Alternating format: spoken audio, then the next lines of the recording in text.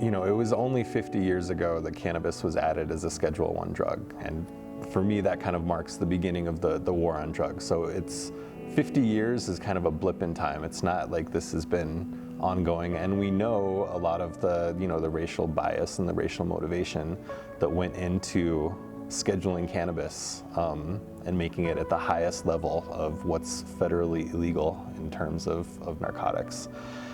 So I think there's a story there, and I think honestly telling that story is what's going to make a difference. It's something that I think we'll see will completely revitalize neighborhoods if done correctly. It's something that, especially along the border of Texas, could create huge tourism opportunities for communities that will soon be thriving better than they have now. So I think that there's the underground understanding of cannabis, and now that it's completely legal in New Mexico, I don't think the challenges are going to be as hard as some initially thought, but just authentic education about the history of why cannabis was prohibited in the first place and what it means from a restorative justice perspective to have this thing that was illegal now legal.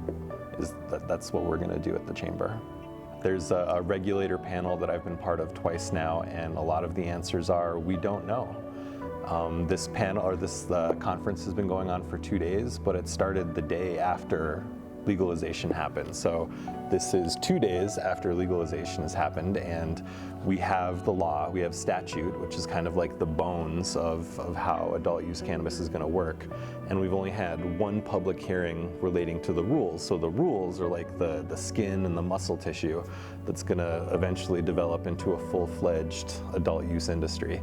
And there's lots of unknowns, which one of the comments I heard yesterday was they were happy about that, because that means there's, you know, still opportunity for public input. There's still opportunity for everyday New Mexicans to explain what their fears and excitements are around the industry, so that we can really tailor this to be for New Mexicans. So I'm just really grateful that the way that we're doing this, the way that we're rolling this out as a state, is the most difficult way to do it, but it's absolutely the right way.